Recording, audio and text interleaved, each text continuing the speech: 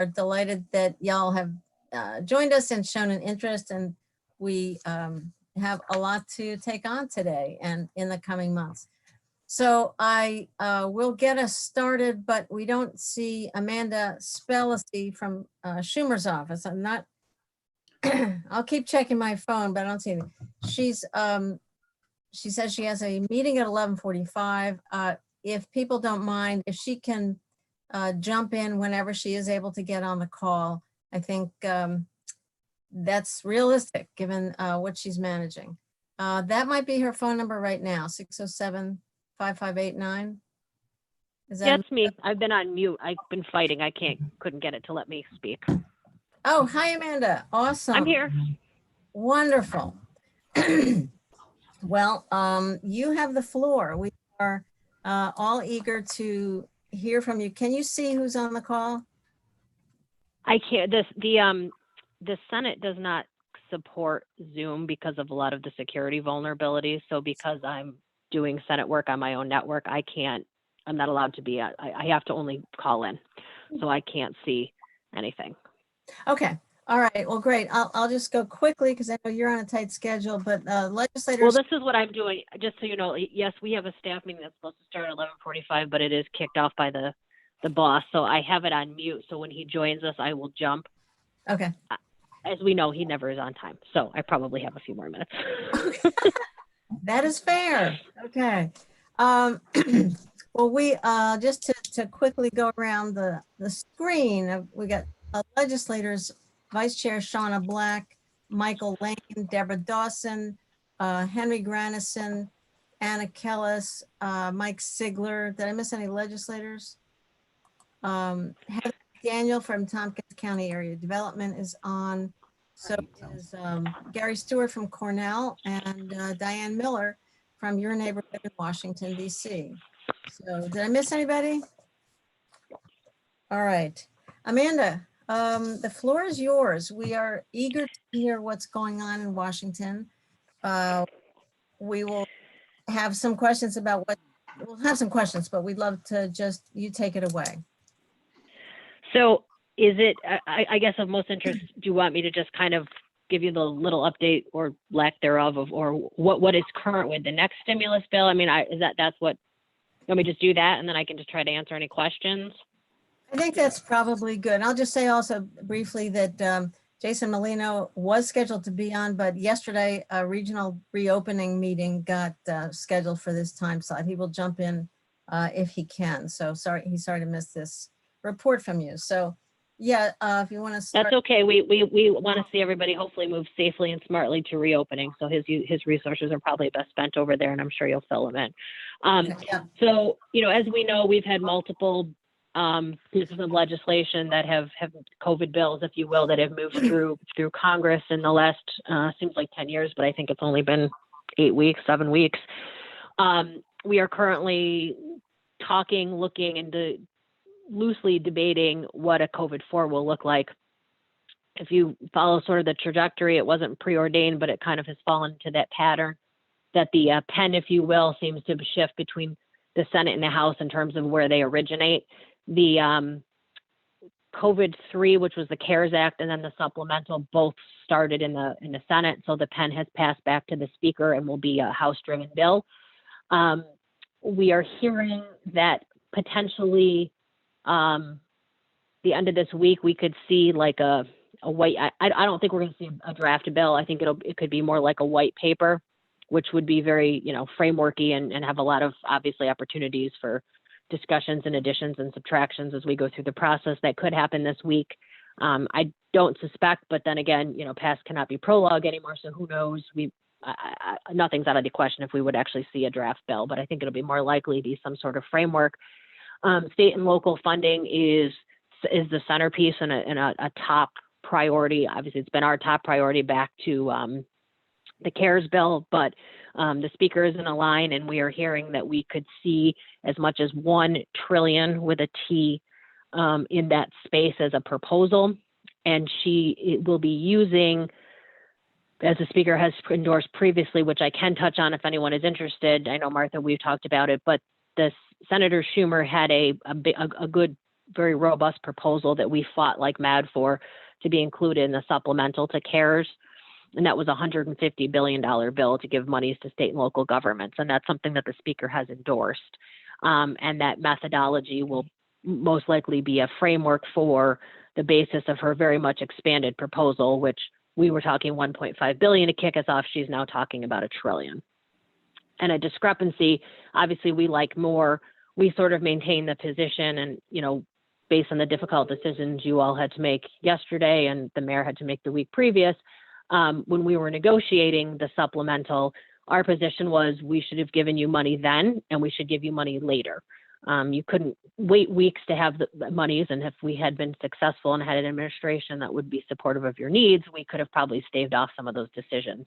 So the 150 billion that we talked about in the supplemental would have been a starting point, and with the expectation we would have seen more in a CARES 4, Corona 4, and it looks like sort of those two pieces are being put together in 4. So I don't have a time frame on when do we think we're going to be voting or having a bill. I don't know.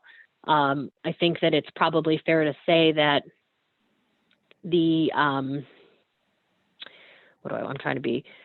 the partisanship or some of the debates are intensifying as we get further and further from the epicenter of the crisis. I in no way should that be construed as we think that the need and the immediacy is diminished. It certainly has not. But there are more and more cooks, if you will, getting into the kitchen. So, you know, I think we will have some robust conversations and debates. But with any luck, we will, you know, hopefully see some continued discussion and hopeful through the month of May. Gosh, I can't think about what month it is anymore. You know, that this will begin to take shape. So it's moving. No time frame on when it's looking, and I don't have a lot of sneak previews of what's in it other than that $1 trillion figure for state and local. And is it helpful to talk about what that framework proposal that we originally had? Is anyone interested in that or not? If you think is that the document you sent me a few weeks ago and I was able to share? Yes. Okay. Yeah, why don't you review that? Yeah, sure. If that's so some of the history and the challenges with state and local goes back to when we had the CARES Act. Give me 1 second. Okay, all right. He's at least 10 minutes behind, so that's good. So when the CARES Act was drafted and put forward by Senator McConnell, there was zero, nada, zilch money for state and local governments. And that was something that we, you know, really pushed back on, and certainly didn't get anywhere near what we should have had in that bill, but at least a compromise that began the discussion. And so when we, and in that bill, there was, I gotta think, there's so many billions. I don't want to misquote how many billions, but New York State got about $10 billion in state and local aid that came out of CARES. And I think, Martha, you had actually asked a question about that too. So those will tie into that. And while that sounds like a lot of money, it was woefully inadequate to begin to even touch all of the levels of municipalities that felt challenges, that were feeling the challenges and continue to face the challenges. And so in CARES, it was like $5 billion and change that went to state government, and the remainder of which, and I might be off on my billions. I'm sorry. It's so hard to like keep this stuff straight. But regardless, it was about $2 billion and change that went to localities, and localities had to be populations over 500,000, again, because of how small the amount we were able to squeeze out of the majority and the administration would approve. Knowing that we hadn't even begun to scratch the surface when we got to a point that we were talking about needing to have a supplemental to CARES, driven by the fact that the small business assistance programs had an alarmingly fast burn rate, Senator McConnell threw out a proposal to put $250 billion back into the PPP program. And we put the brakes on that and hastily threw together in 1 hour a placeholder bill to stop that from just going through, because as Chuck argued, there were key pillars in CARES that we needed to fight for. One was to help small businesses, the other was to help hospitals, and the other was to help small state and local governments. And if we had an opportunity to replenish what we had already authorized, we should not ignore those other two pillars. And so the first proposal just used a CBDG formula and was a placeholder for negotiation. And it was successful in the sense that it slowed down supplemental so that we could get more important things into it, and gave us time to work with some ideas that Congressman Delgado had, Senator Gillibrand, and we had came up with a $150 billion proposal for state and local governments. And what was, I think, very significant about that is it was robust in the fact that it touched every type of municipality, and that the major associations supporting those municipalities, so your National Association of Counties, including, NYSEC here in New York State, the National Association of Mayors and others, all were behind this because everybody got something. In no way was it the end of the line, but as I mentioned earlier, it would have been a significant infusion of finances to help keep the ship afloat while we continue to move toward a Corona 4. And in that proposal, Tompkins County would have seen about $9 million. The city of Ithaca would have seen $6.9 million. And any other municipality that was not a CBDG entitlement, so a town, a village, you don't have other cities, but if you did, there was a percentage of the $150 billion. Half of that was to localities. 70% of that half went to the CBDG entitlement communities, and then the other 30% went to the state with a very clear directive that it would only be distributed based on population, so there could be no editorializing of how those monies were distributed, and every locality would have seen something. That sort of methodology and framework was endorsed by Speaker Pelosi, and that is what is being extrapolated into her larger $1 trillion concept that she is talking about. So if I I'm can, sorry? I don't know if somebody else jumped in. If folks can use your raise hand if possible. I see you, Mike Lane. So Pelosi has that framework and you're saying she's going to $1 trillion. Is it kind of on that same proportional framework? Is that what you mean?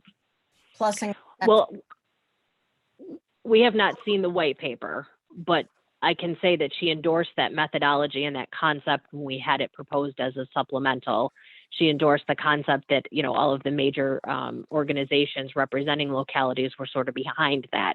So I think it's logical to assume that the framework would hold somewhat consistently. The percentages could be adjusted. I would also assume that you maybe, and I think it's logical to assume that the dollar amounts would be more robust because you have tenfold almost taken the original $150 billion and escalate it to $1 trillion. But I can't give any assurances on what percentages. I mean, we're not there yet. But what I think is significant. Yeah, just a reminder, did that 150 framework, did that have was it straight population, or was there a factor for coronavirus cases? Yes, yes, and yes. So out of the $150 billion in that original proposal, half of it went to states, and the half of the $150 billion that went to states had three different pockets or pots, whatever you want to call it, to determine it. One was a population base, one was an infection rate based, and the other one was just a straight sort of 50 state allotment. So New York would have fared incredibly well under that proposal because it checked all three pots. Okay, great. I'm going to go to committee members first. I got Anna, and then other committee members, and then back to Mike, and over to Mike. Anna, go ahead.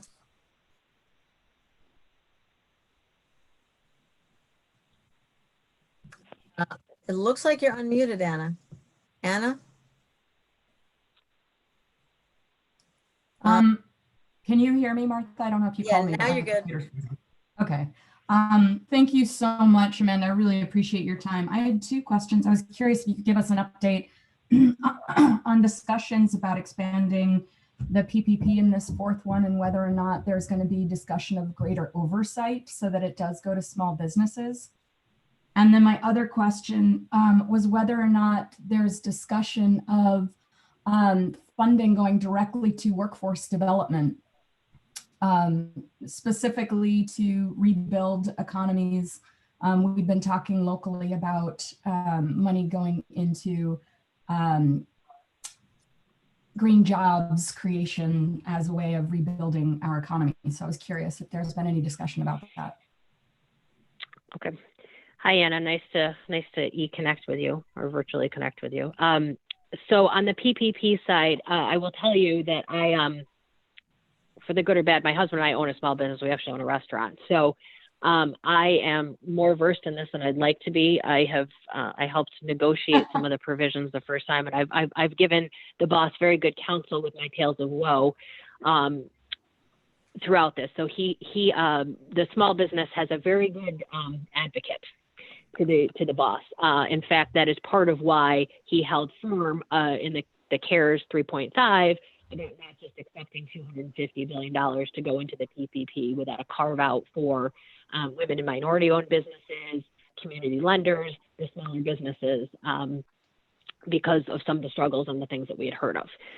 In terms of what could happen in COVID-4 for PPP, I don't know. I know that I have helped craft a series of recommendations along with my colleague that does economic development for structural reform to the PPP. There's oversight components, but there's also recommendations on how to reevaluate what forgiveness could look like and applicability, because there are a lot of businesses, particularly your non-essential businesses who cannot be open, that really cannot avail themselves of any of this assistance. And knowing, for example, in Tompkins County, you have a huge amount of a business that is in the hospitality sector that is basically virtually shuttered. So having a PPP loan right now doesn't do you any good, because you really can't bring back a workforce to twiddle their thumbs. The workforce is, and I guess, I mean, you're going to go through all these hoops, so to speak, with very little left over to help you with any business costs. And by the way, the SBA still hasn't issued real guidances on what forgiveness will look like. So there are a lot of, and those are just some of them. The oversight, that is another huge area. My boss has popped a couple gaskets over some of the entities that have received funds. He has joined with Senator Warren in their colleague letters pushing for some oversight. We are actively engaged in that tranche. And so I suspect, well, although I don't have anything specific because we haven't really gotten there in the discussions yet, we will be an advocate for some additional reforms to PPP and some of those oversight components. What will happen, I think, remains to be seen. Senator Rubio chairs the Small Business Committee in the Senate, and he's kind of vacillates back and forth between being really defensive of the program and then very critical. So I'm not sure where he's going to fall in this too. And then the other thing is, now that the PPP has sort of permeated into the ethos of the small business space, there's a lot of criticism that has come back about not just some of the oversight issues, but the applicability and how it's being used. And I suppose that there have been, I don't want to attribute anything concrete, there have been thoughts advanced that maybe it's time to not continue in that vein and look at something altogether. So I think there will be some discussions about the future of PPP. There will definitely be discussions and advocacy for oversight. And what ultimately shakes out, I think, is to be determined. But there's a lot of conversation. That's a long answer with not really any specifics, but I think that's just the nature of where we are. On the other piece, I have, excuse me, I want to make sure we don't lose you before. I'd like to ask Diane if she had any questions also. And I also want to, at some point, get to help best in advocacy. What's our best, what are some tools you might suggest? So, but go back to the workforce and green jobs question. So I think those are all great ideas. I haven't seen anything specific yet, but, I think the one thing to bear in mind, my husband and I were actually just having this debate because he said something about a stimulus, and I kind of got down to, again, this is my words, not Chuck Schumer's, but I said, don't call these things stimulus. I said, these are survival bills. Like, we haven't even gotten to a point that we're going to talk about that. I think we should be looking at these things as stimulus. We're trying to survive. And so as the dust begins to settle and we get a perspective on what our economy is really looking like, and right now our challenge is, how do you keep your head above water? There's a whole bunch of challenges coming about, how do we thrive or we go forward? And I think that those kinds of elements, whether it's, I know there was a lot of criticism when we had the era back in 2008, 2009, but, those were homes for a lot of intended investment for new industries, supporting green jobs, stimulating workforce development. And I think that will come. And I think, there'll be some, I don't know what we're going to model after that, but we'll look at those things to where they succeeded. So I think that what is really helpful is, as we are trying to do 50 things all at once and we're trying to survive, is for communities, and this feeds into Martha's question, to begin to think about recommendations or ideas of where true stimulus could be helpful, successful, and hopefully, even make us better than we were before. And I think those kinds of ideas can be incorporated into discussions. And I know that we have mechanisms. We talk to all of you and, your counterparts in 61 other places around the state for feedback and ideas. And obviously, I think that model is replicated by many other members in many other states. And I think that's a good way to get those ideas out there. And certainly, we'd be very supportive of having those kinds of conversations. Okay, thanks, Amanda. Mike Lane. We Then I'm gonna really put appreciate Diane on the your- spot. I'm sorry? Then I'm going to put Diane on the spot. Okay. Mike Lane, County Legislator, and Hi, Mike. we're grateful to have you here and the Senator's support for aid to municipalities as well as states. One concern we have is that if this comes through and we get some aid, the state may turn around and reduce Yes. state aid to us. Is there any way to have a string attached to this to prevent the states from doing that? That's a good point, a good concern, one that certainly we've heard elsewhere. I think we're very open to discussions to how that could look. I'm not sure that that's what do I want to say, from a legislative lawmaking sort of policy, or I can't think of the right word, the art of writing bills. I'm not sure that it's as simple and easy as just like a language directive. But, we're very cognizant of any sort of clawbacks or, what the right hand giveth, the left hand taketh away, and want to make sure that our advocacy and all the work that we will do and continue to do to support localities isn't sort of undermined on the back end. So we're sympathetic. We hear you. And, I think that certainly is part of the awareness and the conversation. Thank you. Yeah, that's been a big point that Tom Reed has made. Yep. I know you know that. And Oh, yeah. I certainly agree. I'm a little worried that I'm not sure how you implement that, and we can talk a little bit about Medicaid in that context if we have a chance. Diane, welcome, and so glad you're here. And I wanted to know if you had any questions or additions or commentary, based on all this. Martha, thanks for inviting me. Hi, Amanda. Hi, Diane. How are you? It's you're on my list, and it seems like the list keeps growing. But I Tell me about it.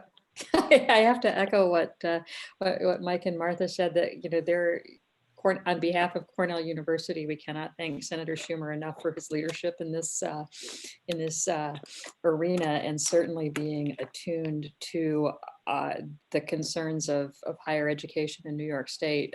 It's just been absolutely critical, both from the medical center down in New York City to the university in Tompkins County. And I'm so pleased to hear that this emphasis on state and local assistance is going to be front and center in the next package, because we are, we're part of this community. And certainly, Cornell Cooperative Extension gets the bulk of its support from county governments across the state. Yep. So anything that you do to boost county budgets will certainly come back to help the support that Extension is giving, throughout the state right now. So appreciate that. I don't really have anything to add to this, just other than to say thank you. I know that Martha's got some time for me to talk about Cornell concerns later on, or Cornell advocacy later on. So just, keep doing what you're doing, and thank you. We will. Thank you. And we do know, just as a side note, I was on a call earlier today about all of the challenges our higher eds, public and private, are facing. And, not just obviously for the delivery of education, but in your roles as community supports and employers, and the challenges that lie ahead. And so those discussions are happening, and the awareness is there. Yeah, and just, as an aside, Cornell is one of the few sort of elite institutions that is choosing to accept the funding from the Education Stabilization Fund. And 100% of that will be going to emergency aid to students, because Yes. the needs are so great there. And we can talk a little bit more about that offline too, just with some of the concerns that have come out about the miscommunications around that program. But again, like I said, Senator Schumer I'm always so happy that he's on my side. That's all I can say. I will be honest. I do sleep a little better at night knowing that it's my boss and my friends who are fighting the good fight. I would certainly second that. And Anna has a note here. Her internet is spotty, but so she wants to thank you too, Amanda, for your thoughts. Any other committee members or other legislators have questions? I don't see any other. I have Martha, just interrupt. I have the 10-minute warning, so I'm good for 10 minutes till my boss is ready for me. So. Okay, I see Deborah, and then I really want to ask about advocacy and how we can rattle the cage as much as possible. Deborah, go ahead. Well, thank you. And it's nice to finally meet you, Amanda. Martha sings your praises quite often, and I know you've been very, very helpful to us. And Martha, Thank you. you have to ask your question because I'm circling back to it. I want to hear from Amanda where she thinks the pressure points are, where we can be effective in our.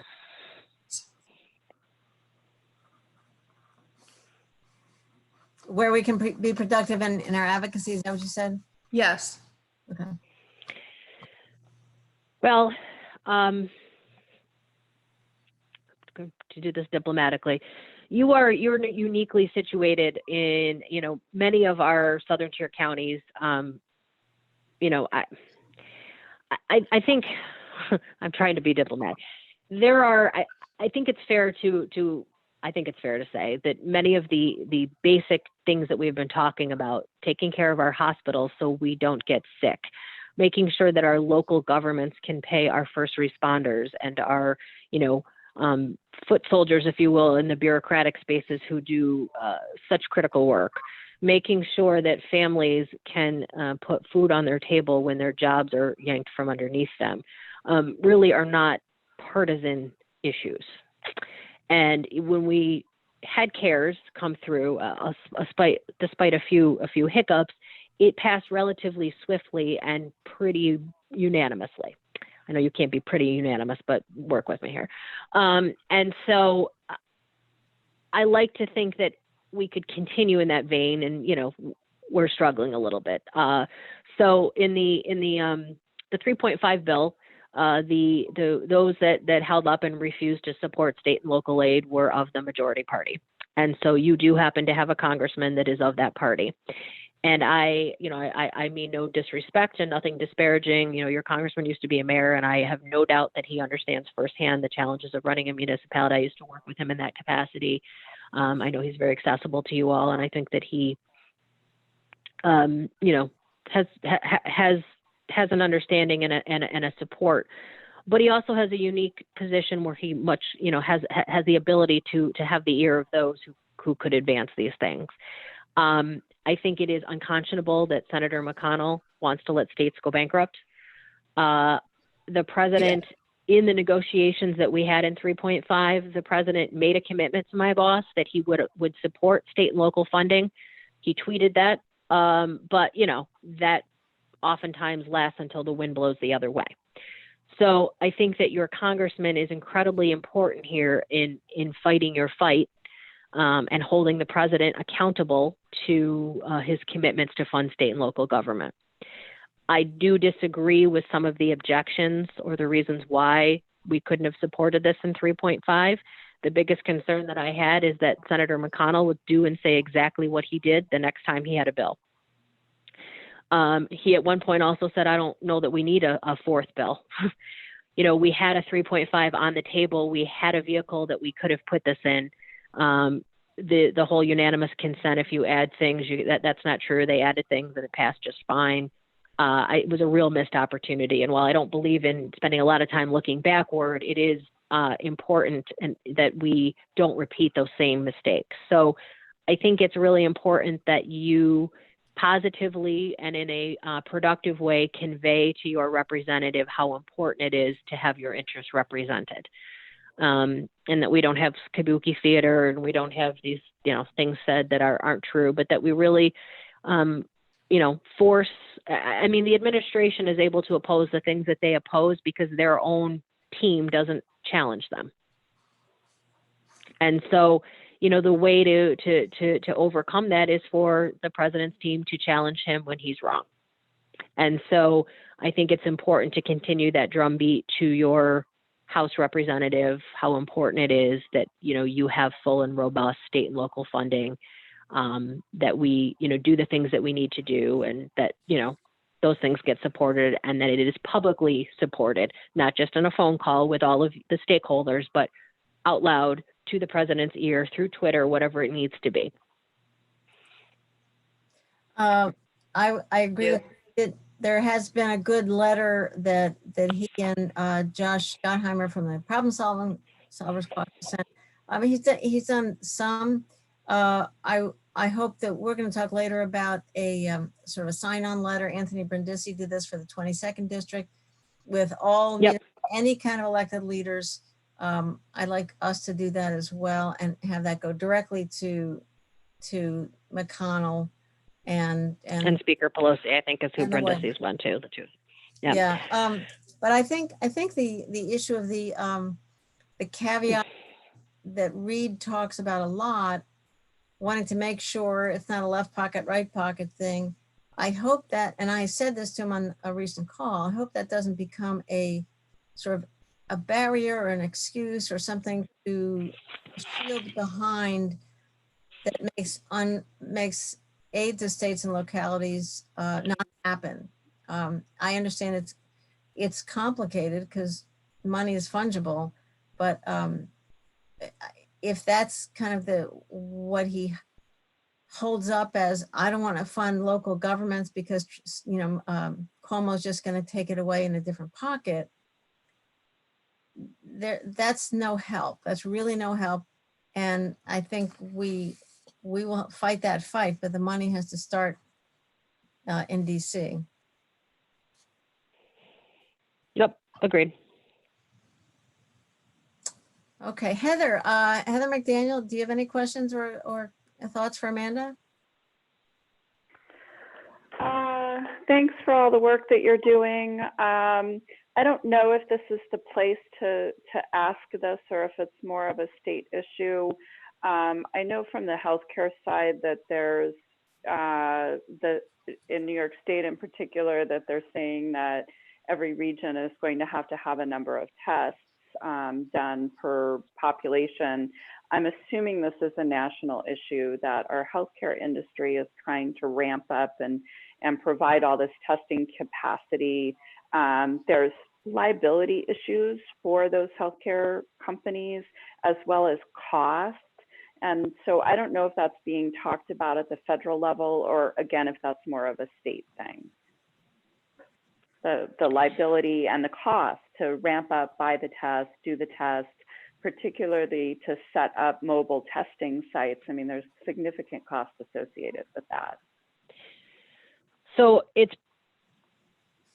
don't have a perfect answer. I mean, it's probably a little bit of both, and it also depends on, who you ask. The administration maintains that these are all states' problems. It will tell you that in the supplemental, one of the things that we held our ground on is billions of dollars to go to a national robust testing program. And those funds go from everything to, support, the acquisition of supplies, to supporting, a supply chain, to there's a lot of flexibility in those funds to kind of meet the barriers that are prohibiting us from having the testing. I think, and it's hard to keep track, but I believe that the threshold of X amount of tests, I think it's per 1,000 of a population. I think that is a directive that the state has crafted using some of the guidances that the White House, the soon to be disbanded Corona task force, put forward. One of the biggest impediments to having testing right now is that we don't have the swabs to do the tests. So that should be more of a federal problem in trying to beef up the supply chain. The funds that were kind of allocated could help with that. So I guess the broad answer is there's a bunch of money that's been allocated. Like any of the federal monies that we pass, it sort of has to go through some of the federal agencies and then filter down to states. And they have not been so great at doing that. So we will continue to, I think every day my boss has a tweet. It's May 4th, it's May 5th. We still don't have, robust testing programs. We're going to continue to beat that drum. Any opportunity that exists to support funding to implement the testing, we will do. And certainly, at the local, the regional levels, try to keep having conversations with the hospitals. And if you know anybody who have things, feel free to send them my way. I've talked with John quite a few times in Cayuga, but if there are things that we need to know to help inform what else we advocate for, we're open to doing that. Thank you. Thanks Yep. so much, Amanda. I'm going to raise one other quick question. All right. Yep. And this is probably going to be my last one because he's getting ready Yeah. here. So Yeah, just a note, there's a New York Times article, April 20th, about married to an undocumented immigrant, you may not get a stimulus check. Thanks for Henry for sending this to us. There are just a lot of, and this will be, I'm sure, buried in bill language, but if you and the senator could watch out for things like that, we're really worried that people. yes.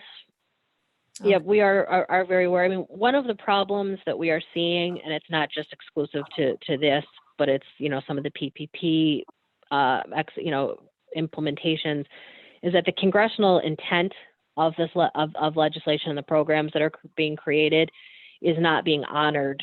And even Marco Rubio, by the way, said that about some of the PPP stuff. So that's in the agency's interpretations and implementations. And so then, the challenge is how do those things get remedied? Is it letters to the agencies? Is it, on a granular level going through and having to try to draft language to point by point address the regulation, determinations that the agencies have made? That's obviously very challenging to do, but we are aware, obviously, that's another bone of contention. And, there will be conversations. I just think that when you're legislating, I'm sometimes trying to fix these things through legislation, hold things up. So I would say don't lose heart if you don't necessarily, as things come forward, see a specific item being legislated and it's trying to be addressed by congressional letters regarding intent, because the more things we keep adding in bills, and I'm not saying this one should or shouldn't, the more times things get held up, but there are conversations to deal with many of these unfortunate implementation decisions. How's that? Right, understood. Very quickly about sanctuary communities, the president's threat about withholding aid, is there any grounds he can do that? I honestly don't know. I'm not going to pretend that I'm a constitutional scholar. He's made a lot of these assertions about a lot of things. What actually comes into play, I don't know, and I don't know for sure. I know it's not the first time he's gone after sanctuary cities, Right. or Okay. verbally gone after them. All right. Anything else from any other legislators on the call? Anybody miss? Amanda, thank you so very much. We Absolutely. Oh, and Martha, one quick thing. I know when we were talking about FMAP yesterday, Yeah. we were talking about the 2.5 billion that CMS confirmed that New York State had received in 2 quarters. Yeah. That monies is total, part and parcel, so should include whatever rebating would go to offset the county's local share. Okay. And did you find out whether there's any kind of strings attached, that there's a requirement that gets shared with counties, and any enforcement, any way to back that up? So no, I can't definitively answer that. I think, the experts that you probably work with at NISAC are much better suited to answer that. But I will say that we think, that this is sort of different than the battle you're fighting from the past couple of the challenges that you have seen from the past couple of years getting your monies from the state. So this should be different because it's a different it's a different directive, and it's a different different language associated with a national disaster declaration. But I can't answer that. I don't have the expertise to answer, other than we think it should be treated different. Okay. Not that it's an opinion, we think that you shouldn't do that. We think that that's how, but there's a whole formula that goes through in the state and how they do this. And that's, our job is to move the money and to fight for the monies and to make sure that the FMAP language was in there. That's kind of their space. I'm sure NISAC has an opinion on it. Okay. We hope there should be treated the same, which is that we would get it all. So, all right. Well, yes, and that's not what I'm trying to imply. What I'm saying is that the way that the rationale, the formula that held back before shouldn't most likely, we don't think would be there was a leg to what I want to say, that I don't think that we don't think that it could be applied the same way, that this is different, which would be what you would like to see. But I think NISAC should have an opinion on that. Yeah, no, I think right. This should be much clearer. The ACA issue is a little more debatable. I guess that's yes. That's exactly right. Much better said than I tried to. There you go. Well, thank you so very much. All right, my pleasure. Thank you, everyone. And Martha, if you would just, obviously share my email again, if you would. Anybody who's got into offline questions or anything, I'm happy to help as best I can whenever I can. So thank you, and give the boss. Thank you, everyone. Thank you. Give the boss our best and tell him we're glad to see you. I will. Ask. I will. Everybody stay safe. Thank you so much, Amanda. Thank you. Bye. Bye-bye. All right. Well, I guess that takes care of changes to the agenda because we just had one. So 45 minutes instead of 15. I thank you all for that. First, I will ask Kathy or Katrina, is there any public comment? I didn't see anything that came in. Katrina's shaking her head no. Another change to the agenda is the county administrator is not here. Is there anybody else from administration? I see a phone number and I can't tell if that's Charlie Krasansky or somebody else. Is admin on here at all? 592-9168. Could you identify yourself, please? Hi, Martha. It's Leslyn. Oh, good. Okay. Wonderful. Didn't I recognize. have a few minutes between meetings, so I thought I'd stop in. Fantastic. Thank you so Okay. much. Sure thing. Bye. Thanks. Well, we are actually into the time slot that Diane had planned to address us. So with your indulgence, let's skip chair and vice chair's report. We'll go to Diane. And delighted that you could join us, Diane. Thank you so much. No, it is, like I said, it's my pleasure, and I just really appreciate the invitation and a chance to touch base. I think the last time that we chatted, CARES was either coming together or had just passed, and so now we've got a month under our belt with that, and it has been well, let's just say an interesting month for everybody. And I don't have anything, you heard it sort of from the primary source herself, from Amanda with Senator Schumer, as to the way that the talks are going as this current legislation is unwinding. And so, anything that I would add to that would be gossip and hearsay. I know that Cornell, for our part, our advocacy efforts are really focusing on our students, on the research enterprise, on our community programs, so extension, so making sure that extension doesn't suffer in all of this, given the great challenges that are presenting themselves in the counties right now. And then also with our medical school in New York City, continuing to advocate for relief for medical providers. And so some of that would have spillover into the community with Cayuga Health and other healthcare providers who have had to cancel their elective procedures and are facing revenue shortfalls as a result. And so really, and again, I have to just echo Amanda's very strong assertion that we are still in recovery and we have not moved on to the rebuilding phase yet, that we're still coping with the fallout because we don't know how long this is going to be.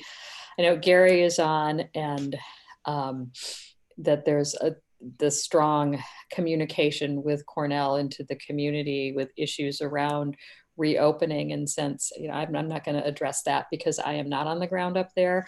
But I know that all of the efforts are being made as Cornell makes these decisions institutionally, that the community will be involved and informed, because, it's such an important part of where we're located. And a lot of these decisions have, really strong spillover into the community as well. So, as that process unfolds, the biggest, there has been, and I alluded to that a little bit, there has been some blowback from the public as to whether certain institutions of higher education, the Ivy League, should be accepting public assistance for their economic challenges at this time. And so there was a big internal debate as to whether Cornell would accept its CARES Act funds, the Education Stabilization Fund assistance.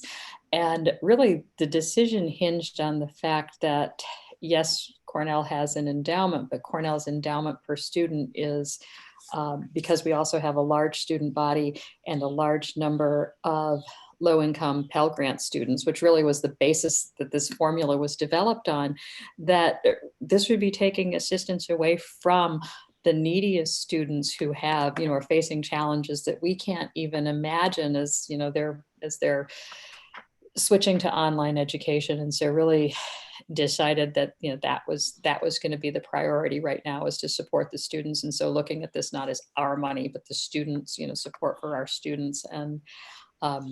And so that, again, trying to manage whatever communication fallout comes from that, I think that we're prepared, again, to defend that decision and to defend it strongly, again, on that basis. We're continuing as we go into this next phase, looking at restarting research and continuing, the research enterprise, and to the extent that that has implications for, a lot of purchasing in the community and with the supplies that come into our labs and things like that, making sure that the ramp up process to begin reopening labs happens in sort of an orderly fashion. That, again, people continue to be paid, and that the work continues to happen. And again, that the result from that is in the community as well. So we are, again, these decisions are being made on a daily basis too, as they unfold, but again, trying to communicate those needs back to Washington.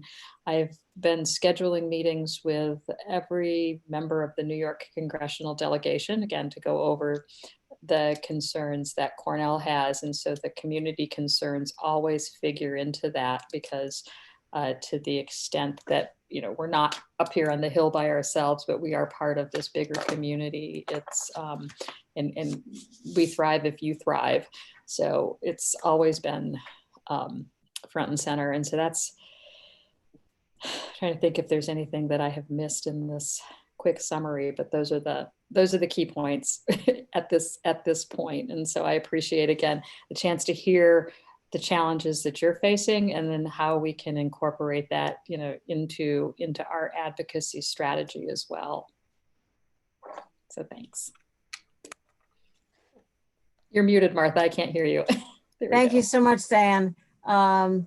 You've always been a great source of information and assistance. And one area in which you have certainly helped already in the past is TCAT. So we're curious, there was 1.7 million received by, was that the number? Somebody remind me, the TCAT, maybe it was 7. Am I getting the county got about $7 million because all the money has to pass through the county. And I think that for the moment, we're kind of sitting on it, trying to figure out how to allocate it, but TCAT's at the top of the list. The county got 7 million for transit, right? Right. Right, okay, so basically, yeah, so basically that's the main places that should be going, are TCAT and Gadabout. Yeah. Yes, right. I mean, Jason's not recognizing that as county revenue. So question is, what do you, Diane, do you know what the conversations are about regarding transit in the next bill or two? Yeah, I haven't, I have not seen, right? So there's an oversight hearing in Washington today where they're looking at how the assistance to the airlines is being implemented. And so, you know, to the extent that that was part of that package, or you know, to any kind of transportation sector. But I think at this point, it's not it's not the immediate priority, that they're looking more at that as sort of the stimulus in the next phase. So that's where a larger transit package would be passed, and then that focuses on construction and some of the other issues. Now, to the extent that there are still needs, and I think that they're still great, that it will come up again, but it's not right at the top of the list the way that it was when CARES was enacted. Because of course, you understand that there's so many people who, essential workers, need transit to get to work, and Right. So, but all the formulas are out of whack because there's just a fraction of the riders. So it makes, and I've been thinking about it in terms of restaurants or anything else opening with half the customers. How do you run a business that was already on the margin with half the customers? So, Right. Yeah, and you know, I was going to say in the first package of transit assistance, they used the formulas that were based on last year's results, and I think that would continue going forward, in the recognition that people have not been riding because they've been shut down, and so that there's not going to be a penalty because of the response to coronavirus. okay. And we will certainly help make that case. Mm-hmm. I don't see any hands. Anybody else have other questions or thoughts? Oh, I can't believe you're so quiet. You know, I will say that I did get a note from Scott that they're going forward, TCAT's going forward with their request for funds in the bus, the transit funding programs, and part of the FY20 allocation. And so I was asking for help with getting support letters. So I know that there's still this sort of continuity, like, all right, we're going to continue, sort of some aspect of business as usual. And so certainly as we look ahead to that next phase, that sort of stimulus package, I mean, that bus facilities is, right at the top of that list, but then also continued support for equipment modernization. So more, no emission bus purchases and things like that. And so we will continue to make that, Cornell is an underwriter of TCAT. We'll put that, right at the top of our wish list for those programs as well. That's so important. Thank you. I do see Anna's hand now.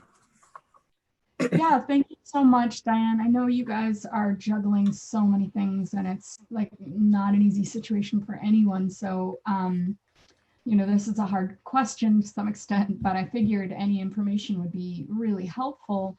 I'm curious what are the considerations, the key considerations that you all are tossing around to evaluate the reopening schedule, whether it be in fall or January. I know you guys are working closely with our health department, so I'm just curious what those steps are and what your timeline is for that decision. Yeah, so Charlie hasn't signed on. He's a lot closer to some of that discussion than I am. Gary is on. I don't know if he wants to jump in and say anything again, because I'm not based up in Ithaca. I tend not to sit on those committees, and so I hear anything that I would tell you would be hearsay that I've gotten from sort of after the fact. I just know that there is a very robust planning operation underway with different committees that are considering student life, teaching, research, and so the different aspects of, that multifaceted Cornell. And so, like I said, I will defer to my colleagues who are closer to that process so that I don't provide any bad information or send you down the wrong path. Gary, did you want to jump in on that? Gary's box is there. Is Gary really there? All right, maybe we can bring that up again later in the meeting when Charlie jumps on as well. I was wondering, what? I was wondering about the New York City campus. Do you, Dan, are you in touch with anybody there and how that's going? And Hey, Martha, Yes. can you hear me? oh, hey, Gary. Good. Yeah, now I can hear you. Yeah, so Diane referenced the committees that are going on that have to issue reports on May 15th. And the biggest thing that happened this week, what's today? Wednesday, is we have a county-led committee now with our colleagues from IC and TC3, and the hospital and the health department are at those meetings too. So those are going to be really essential so we can all coordinate our schedules. IC has some really unique challenges that their students still have their stuff in their dorms because they closed when the students were on break. So they're trying to work that out, but it's really, really important for everyone to know that the campuses are coordinating and we'll have a schedule as soon as possible. And and then testing's involved in everything else. So some really smart people are working on it, and Charlie's heavily engaged. And then our provost is really, Mike Kotlakoff has been an instrumental leader in this stuff too. So as soon as we know something and it's fact, we'll pass it on. Anna, does that answer your question? Yeah, I mean, I understand it's a moving target. So thank you, Gary, for all the infrastructure information. Thank you. Yeah, I think I'm sure you all know that we are certainly committed to whatever it takes. We really would love to see students feel safe and be safe and coming back and revitalizing the community here. It's way too dead in College Town, I gotta say. Yeah, somebody asked me the other day, they said, do you know Cornell's decision to open could affect the entire community? And it was like, it was a great question. I never thought of that before. And it helped me focus on this issue. So we appreciate Good. that. That's Well, I'm good. glad you're getting right on that, Gary. We were worried that you were out to Yeah. lunch. No pressure, Gary. No pressure. Oh gosh, that's funny. Diane, I wonder whether you're hearing anything about census. Do you have any intel on whether it's going to be extended, what it's going to look like? Obviously, the university and the college are key to our numbers. So we continue to work with Carolyn Maloney, who she happens to represent our Manhattan campuses.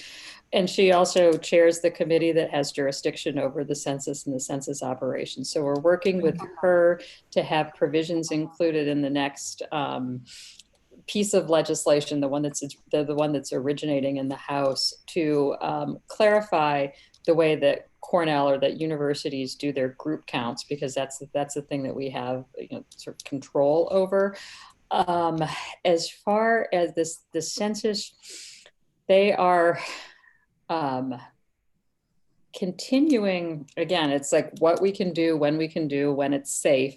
And so I saw something yesterday about how they're resuming some of their in-person operations again in certain places in the country. And so I think they're going to roll that out on sort of as it's safe, but they're trying to do as much of it in so that constitutionally mandated time frame that they can. I think if it comes down to it and they realize they don't get an accurate count, that's when they will make that decision. But so far that decision has not been made.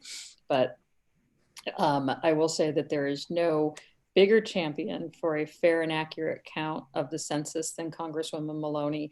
I mean, long before she became chair of that committee, I mean, for her whole 24 years in Congress, this has been her signature issue. And so she's the perfect person to be in the leadership position on this issue at this time. And so we continue, like I said, we continue to work closely with her on this. That's great. I mean, Mike Lane is chairing our census count committee for the county. I, how will they know if they have an accurate count? Is that a dumb question? Mike, do you want to? Well, it's a hard question. They can look at the previous years and the percentage of returns, and we're tracking right now in the for the students who are off campus the same way it did 10 years ago, way undercounting, particularly in the college town area, for example. So we need to understand that those folks need to be counted in some way, even if they are not responding or responding that they're living in on Long Island, for example.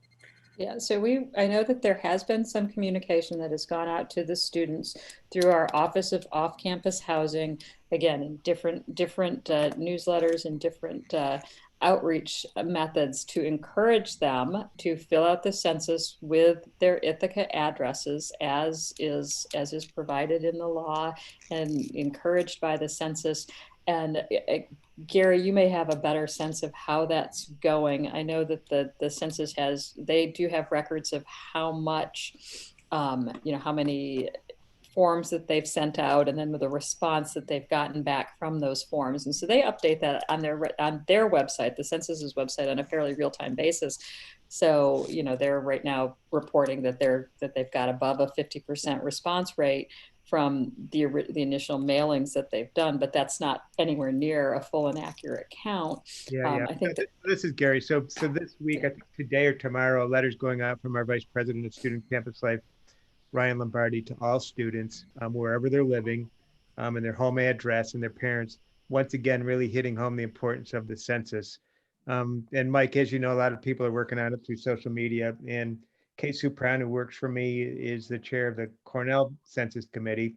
And she's a bulldog, and she's getting after it. And I think this letter this week will help. I assume it's maybe too late to change that letter, but Mike actually, I mentioned something at or somebody mentioned last night at our legislature meeting that because I asked if a parent has submitted, I've already heard from constituents where they have submitted the census with their children at home. And I wrote back, oh, your kid is supposed to be counted wherever they go to school. So then the person said, can I correct it? We were told last night, your form could be resubmitted, and then the census will see that there are two different forms for a particular address, and there will have to be some attention, some reconciliation of that. So that might be something that could go out in your messaging. If parents have already submitted counting their kids at home, so maybe the message has to be the parents, not the kids, but those forms could be resubmitted and it might get fixed. And Yeah. I see Charlie on the phone. I would just say to Gary, Kate could probably confirm that with the census people she's dealing with. Make sure that my understanding is accurate about that too. Okay. Yeah, they do have a process for reconciling sort of double counts. So if parents have already submitted with their kids in the wrong place, that could be fixed theoretically. So if the parents submit with the students and then the students submit on their own, the census has a process to reconcile that. I don't know what happens if the parents then submitted a second form, but how that process works. Okay. So we can do some confirmation on that and report back to you. Okay. All right, wonderful. Welcome, Charlie. Did you have anything to add on the census question before we just move slightly off? I do not. Okay. And I see Jason Molino's on the phone. Welcome. Thanks for joining us, Jason. Anything else specifically for Diane? Anna, was that raising your hand or waving goodbye? Waving goodbye. Okay. Oh, I'm going to stick around and listen to Charlie because he is a font of all knowledge. He is, and I gotta say, Indeed. he doesn't usually shy away from gossip because that's like the best the best intelligence, right, Charlie? I don't know. It's not Thanks gossip. so It's much, actually, Diane. Really appreciate your input and your engagement always. Thanks. No, my pleasure. Again, like I said, I cannot tell you how much I appreciate the invitation to engage with you like this. And so hope that you will continue to feed into me just your experience with these programs and the needs so that we can reflect them in our federal advocacy as well. I will right now issue a standing invitation to both you and Charlie. We will meet every first Wednesday at 11:30, and I'll make sure you're on every distribution list. And if you would like to, if we can give you, a slot for a report, let's work that out. If you'd like to be added to the regular agenda. Okay. great. Welcome, Charlie. Nothing going on in Albany, right? Oh boy. So I have maybe 3 topics, and then you can tell me others. But one is obviously the state budget, and what's the outlook there. I have some information, but also some guesses. And then the Bond Act. I got I talked to people recently about that. We can talk about that. I know that you guys care about the Bond Act and all things in that world. And there are other things related to Bond Act, sustainability, things like that, of course, that are either not moving or maybe ideas on how to get them moving. And then the topic that is near and dear to our hearts, you guys, I think, care about it as well. That is reopening Cornell, Ithaca College, TC3, very involved in that. That's what I'm spending most of my time on, and frankly, the most important thing I've ever worked on at Cornell, and that is getting students back so that we can have a more normal life. And so those are my 3 big ones that I'm close to working on, and I think you guys care about as well. And then there are other things, other topics you can think of. Maybe I can help with too. Go for it. Those are perfect. Okay. The first one's budget. Just an update. I think what we know is that the governor, in the coming days, his budget director will put out details on which appropriations in the budget that they will reduce in light of this $8.3 billion shortfall so far. So that's 1 month into the fiscal year. This is what they did. The legislature gave the governor extraordinary powers. We've never seen this before, to reduce appropriations in light of an imbalance at the end of 1 month, after 2 more months, at the end of this calendar year, and then at the end of the fiscal year. So totally unprecedented. The legislature has the ability to come in and have a joint session and do a joint resolution to, either come up with their own plan if they don't like the governor's doing. I don't see that happening. I think that logistically, it's sort of convenient for them not to have it easy, where they could just come to Albany and vote, because they don't want to be in that position. We'll see what the governor does. We'll talk about my guesses, but the state legislature, I don't think, relishes coming in and figuring out how to cut 10% of the budget. So I think you might hear them criticize what he does, but and other groups will as well, but I don't see that they'll take any real action. My guess is, at least in this first round, it's about 10% of the general fund. That's the tax dollars. And you can see why they're so short, because they put off the income tax filing deadline. Taxes and fees are down by 20 or 50%, depending on which ones you're looking at. And just economic activity alone is reducing the income they have. And so combined, it's something like 10% of the general fund. And now, where does that money go? Most of the general fund goes to a local assistance. That's schools, K-12. It's also Medicaid. It's local government support. It's things like SUNY. It's running the state agencies and paying state workers. So they've put off taking any action, like furloughing state employees and like those kinds of things, until they knew what the numbers were, until they had to. And frankly, this fiscal year just began. So it's 5 weeks into the fiscal year, and in the coming days they'll put out these impacts. I think we'll hear a lot of screaming and yelling from everybody. It'll be the teachers unions, the teachers, school districts, local governments, even hospitals. I think they're going to have to feel it as well. So I think it'll be I'm expecting an across the board, or roughly across the board, 10% across everything, SUNY as well, community colleges, SUNY schools, everybody. If it's not roughly across the board, I'll be really surprised. But also the governor, his audience is, he does need to get the federal government to take some action to help us out. And the way to do that is to get people to make noise. And so there's also no way of avoiding cuts to those big entities, because 2/3 of the state funding of the general fund goes to, Medicaid, K-12. So he can't exempt them from cuts.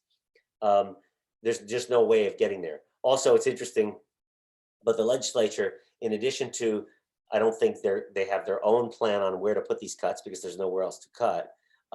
Revenue generation, even if you were to apply a millionaire's tax, like has been discussed, you would only raise $1.5 billion, which, a year ago, that looked attractive as additional money for, let's say, schools or for other things. But now there's less support for that in the legislature, I'm told, than there used to be, just because the hole is so big. And that, when you have an $8 billion deficit or a $9 billion deficit that's growing, doing a controversial measure to fill 1.5 billion of that doesn't look as much fun as it would have been where you were handing out new money.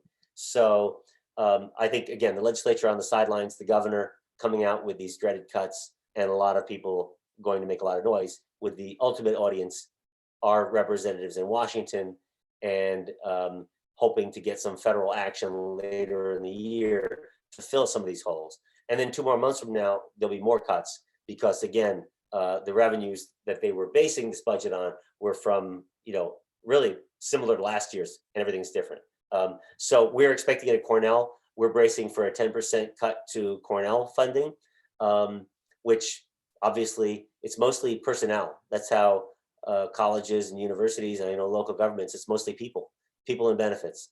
And the only way to save that kind of money is to take it out on people. We haven't taken any action at Cornell yet, but we're sort of waiting for the bad news to start rolling in. Again, going back to hoping to have students, planning to hope to have students back in the fall. A lot of that work, it's so interesting. I'll just make a observation that, we've always, and campuses have always thought about, these kinds of shutdowns or emergencies. And we thought of storms, natural disasters, even bioterrorism after 2001, and we always thought that bringing back the campus and students and making it safe was always something that we would have ultimate responsibility for. It turns out we never thought a governor would have this kind of authority to reopen a region, and you were in a region. So it's actually different from what we had planned. So all of our planning comes in handy, but all of that control actually resides with the governor right now. And he's made it a regional thing, which is, there's a benefit to being in a region that is sort of a relatively, healthy, and public health aspects of it are good. We're in a region that if we were downstate, it would be a lot more complicated. A lot of those universities, we're on a task force with them that we started at Cornell, a task force with the private colleges in the state. Our provost is co-chairing that. And it's basically making sure that the state sees us as an essential business. Whereas, and we did it because 3 weeks ago, when the White House put out their plan to reopen the economy, they had all their essential industries listed, and they didn't mention education at all. So the governor of New York put out one right after that, and his was better, but he listed education, and he meant K-12, because they don't really think of higher ed as an industry, because we can't threaten to move to another state right? And so we're not really on the radar screen when it comes to, oh my God, these people are going to complain, they're going to move to China or India or Texas. So we're not in that category, though we are an industry, particularly in New York, we're a big industry. And so we went in and we made a case that we as an industry had a lot of expertise. We have, frankly, more expertise and resources. You think of the hospitals we have, very much, associated with us, the academic expertise, the size of the workforce, but also the fact that we bring students in from other states and other regions and other places. So we said, hey, you've got to allow us to come up with a plan for ourselves to reopen. We're not going to wait for you to tell us we can open. And so they immediately said, we love that. Please do that work. So we're in the middle of that now. So our plan is to the end of next week, have a plan for higher ed in New York State, all of higher ed, that we could all follow, and the state would bless it. And then it would be up to the region that we're in to allow us to start opening. So that's where we are with the reopening. We knew that it would be very risky, given everything that the state needs to work on, very risky just waiting for them to tell us that they were ready for us to open. That we knew that wouldn't work. Just look at K-12 by itself is a puzzle that is one that you could spend your life figuring out how to reopen K-12 schools. So we figured we would take it upon ourselves to present them with a plan, and they've really bought into that, and they are very happy that we're doing this. So hopefully, and we've been with the IC, we've been in touch with them constantly. They're part of this, and we pulled SUNY into it. We know that they need this kind of help as well. And so hopefully we're hoping that we'll be able to bring students back to live, and it'll be normal in the fall. So that's really big, important to us, important to you guys, important to the state. Anything on that I can help with? Yeah, I would just say the idea of trying to get K to 12, especially say K to 5, to wear masks, not touch each other and wash their hands is daunting. I would think undergrads might be better at that, but although we haven't seen enough masks right now on campus or anywhere else. So yeah, I'm really glad to hear that you've taken the initiative. That's really important.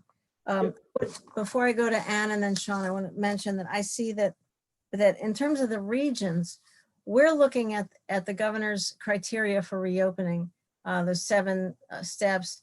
We're clearly, in better shape than other counties in our region. So we're thinking that we're wondering if there can be some dispensation, that Tompkins gets a little bit more flexibility, a little bit more allowance to reopen sooner. On the other hand, the flip side of that is that we do bring in commuters from the other counties. So that's just one of the things that we're talking about that you might want to be aware of, that when you look at the regional stats, we are better than the others in terms of testing and contact tracing.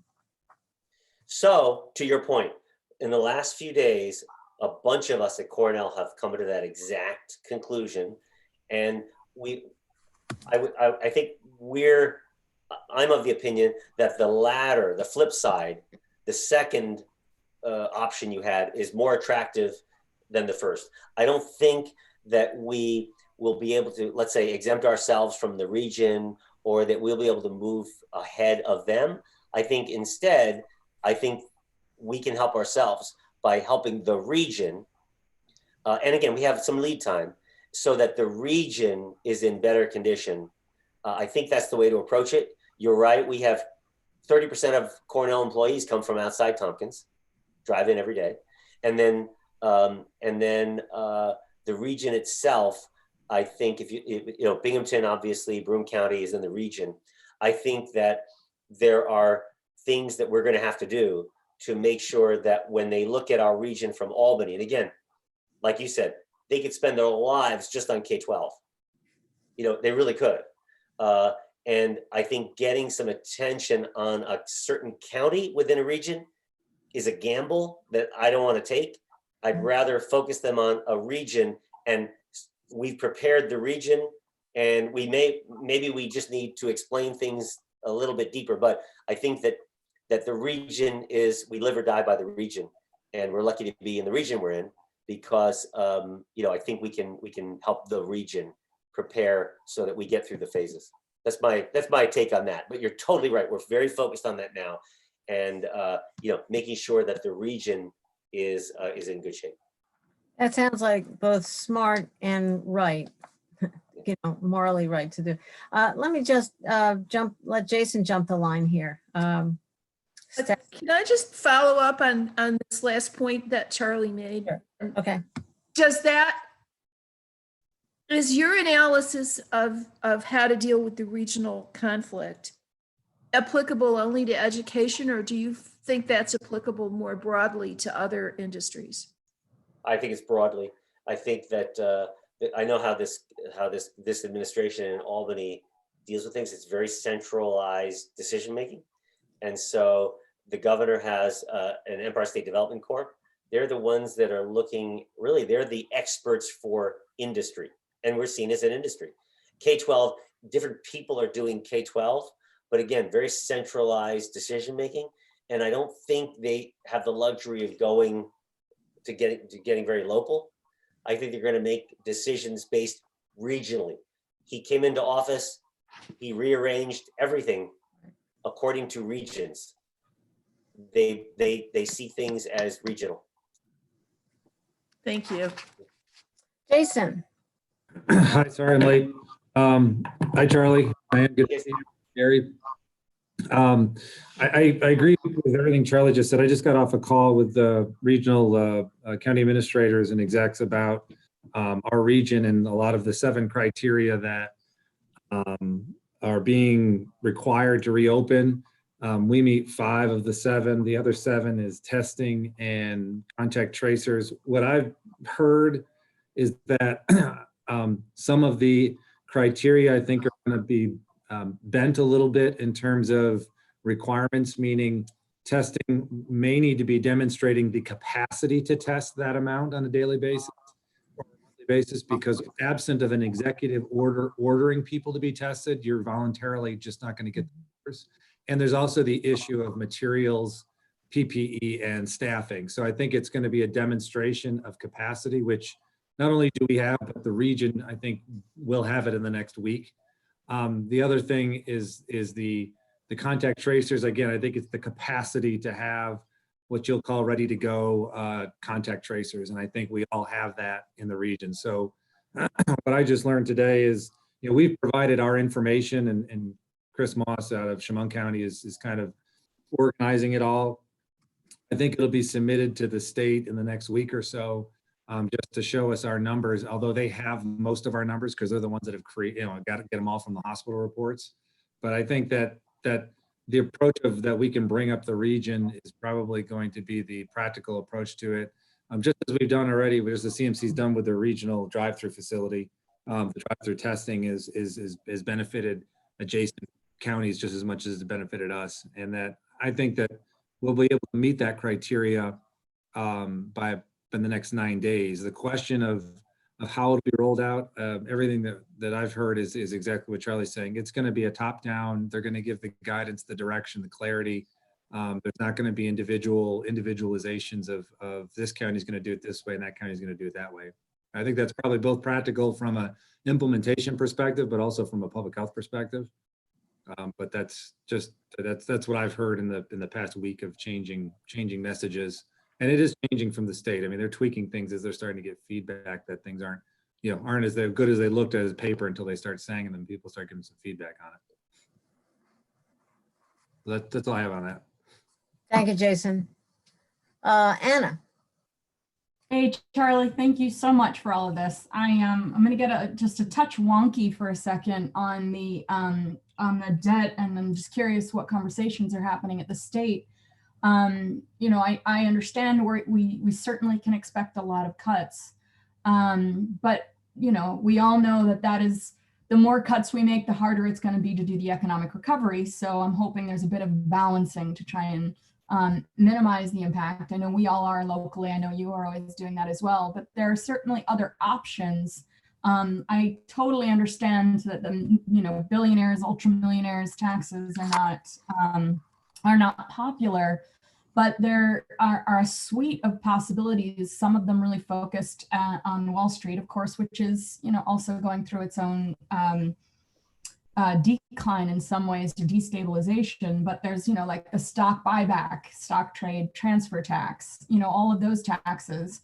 I've seen estimates that the stock transfer tax itself could actually bring in about 13 billion.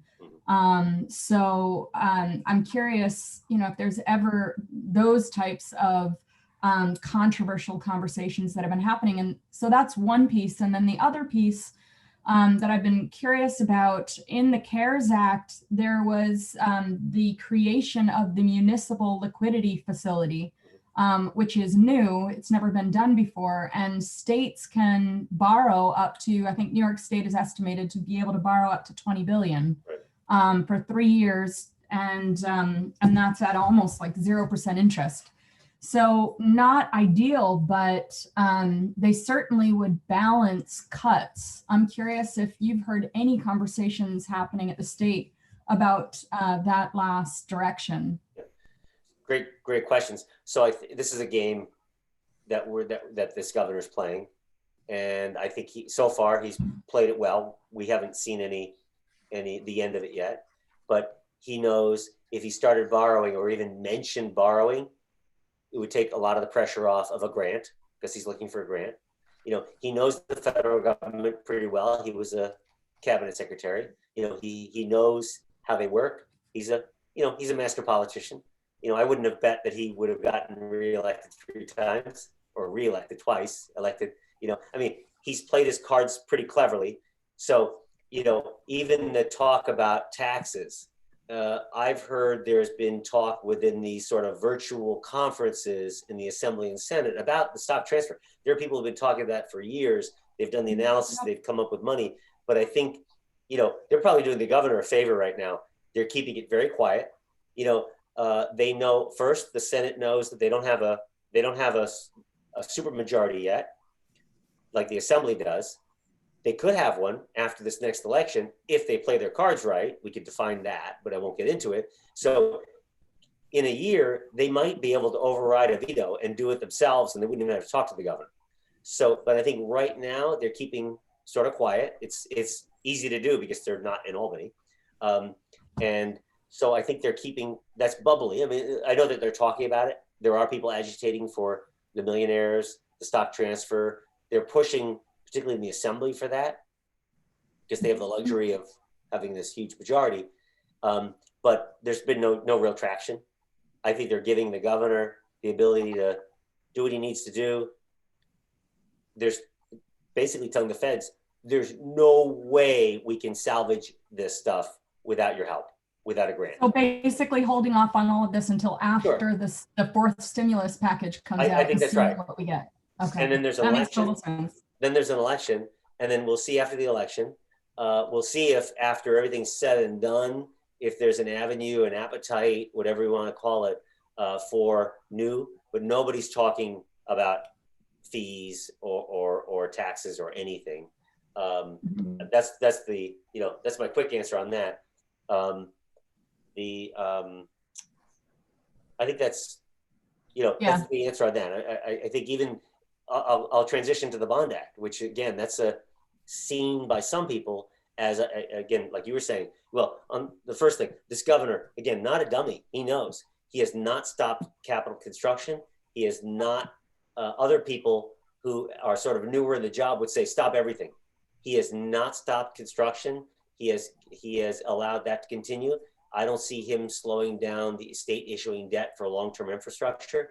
He might even be looking for opportunities to increase spending for capital and for infrastructure in the wake of this. We haven't heard a talk about Bond Act. I know he's weighing the Bond Act, because this Bond Act, governors make or break Bond Acts, environmental Bond Acts like this. In 1991, it went down famously, and it took many, many years for them to do another one. And it sort of spoiled it. This one, because of this climate we're in, it's on the ballot for November. This governor could tip the balance easily one way or the other, but he's thinking about himself. And we don't know what he's going to do, but he could make an argument that he has seen the data and, air pollution makes this virus so much worse. And he thinks now's the time to invest in infrastructure and clean up the environment. He could do that. Or he could just say, now's not the time. Why do we want to, have people spend more money long-term when they're out of jobs? It's up to him.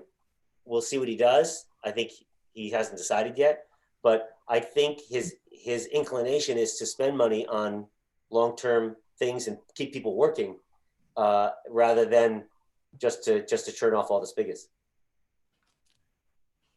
Thank you. Thank you. I got Shauna and then Deborah. Hi there. Thank you for coming to our meeting today. I wanted to talk a little bit about, I'm a member of the Board of Health, and one thing that we had concerns about is the fact that 30,000 students could be coming back to our county, and their parents included. And is there a way that we can space out their return? Was one of the questions that really came up in the Board of Health. And then the other question, I know Ithaca College is talking about testing all their students before coming back. And then, the real question for me is there any way that the colleges can have a message of social distancing with their students? I think that's going to be paramount for all of us not to get sick. There has to be that messaging of not having the frat parties, not having the house parties, wearing your masks. And quite honestly, there really have to be some type of enforcement and consequences here. So if you could talk a little bit as to Yeah. you're thinking. So those are all big topics. This half of the work of this task force involving 13 privates, SUNY, is about just those things you mentioned and getting into gory detail about them. So again, it's not going to be prescriptive. It won't say you must do all these things, but what it will say, you must address this. So you raise it as you must address these things. So we're looking at creative answers. Some would be, like you said, you come to drop off your kid, you don't come to campus. We have you go somewhere else. And the family members don't come to campus. And maybe all the students are tested before they show up. And then they're tested regularly once they're on campus. So that's those kinds of things. Campus visitors, those cut way back. Maybe there's something, we're looking at the code of conduct, the campus code of conduct, and what we could put in there. Changing the class schedule so that people don't go back and forth home, weekends or breaks, So we're looking at all these things to reduce the number of back and forths off campus, on campus. And if the testing, a big part of it is if we can ensure that this virus is not on campus, or if it is, we immediately catch it, that person gets quarantined, they're not back on campus at all. We can keep the campus very, very clean, but then we have to keep everybody from outside off it. So we're getting into a lot of detail on that, and IC and Cornell, and so each aspect of that we're getting to. And then, like you said, these events, any kind of a gathering of any size, really regulating and policing that, and making the consequences of being positive yourself very high, so that you don't want to do that, so that you also, in addition to all the rules and all the physical changes, and even the classes being small number of people in each class, spaced out, the bathrooms, the eating, very different, the housing, in addition to all that, having each person say, you know what, I really am going to avoid getting this virus, because if I get it, I'm off campus at a quarantine facility, remote learning, not on campus for the rest of the semester. I don't want that. So it's a combination of things that we will do physically, things we'll do with testing, definitely, but also, having the consequences high enough so that people themselves change their behavior a lot. So, but there's a lot of detail in there that we haven't figured out, but it's going to be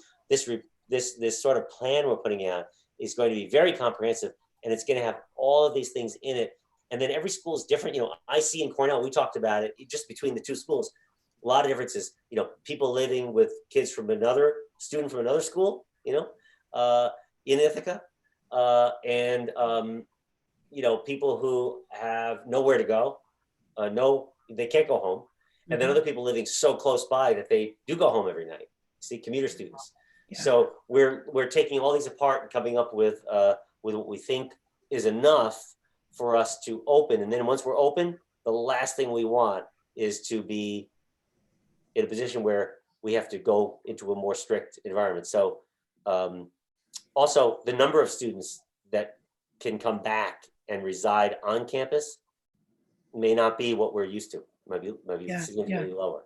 So, I think we were all shocked last night. We were able to see some demographics and see that almost a third of our positives are in the age bracket of 20 to 29. Yeah, right. So it's not the people that, at least myself, I had no idea that was going to be the case. That's right.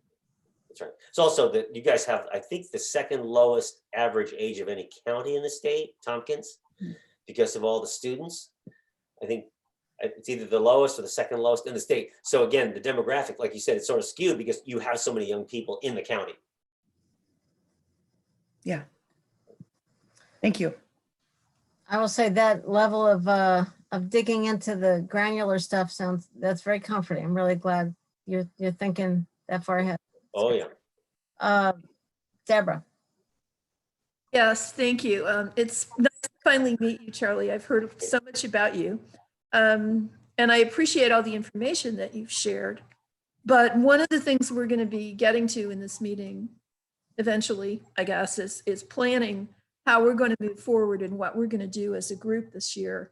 And so I wanted to ask you what you saw as the areas where our efforts as a lobbying group or intergovernmental relations group could augment your efforts on Cornell and the community's behalf.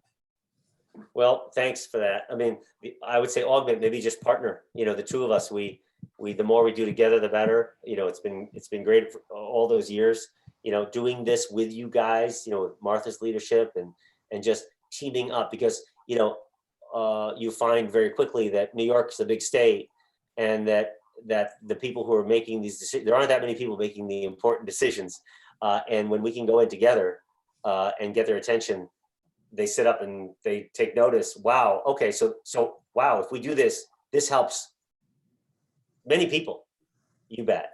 And so just like we're teaming up with IC more and more. I mean, just in this new world that we're in, we woke up a month ago, luckily, the head of CICU and I, we came to the same conclusion the same day. Hey, we're not seen as essential by anybody at any level of government. How do we change that? So we got a hold of the people that this governor picked these two former staffers of his to reopen the state. We got a hold of them very quickly. One of them was on our board for a couple of years as the governor's designee, luckily, just by accident. And he sat up and said, "You're totally right. You guys are so important. And you also need more lead time than other industries." He knew that he's also on the NYU board now, so he knows higher ed. And so again, if we don't team up and get attention for what's important to us, they're going to have meetings and they're going to learn from other people what they need. So I really appreciate being in touch with you guys, knowing what's important to you.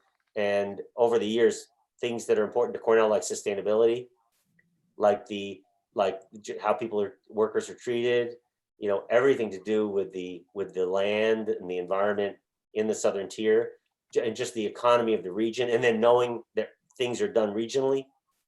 It is very powerful when we do this. Charlie, who are those two individuals? Was that Malatras? No. So interesting. So Bill Mulrow. Okay. And Steve Cohen. Steve was the governor's first secretary, so top staffer. He was chief of staff to Andrew Cuomo for his 4 years as Attorney General. And Steve was there for the first 6 or 7 months of the governor taking over, and then he left because he had been with Cuomo for 5 years at that point.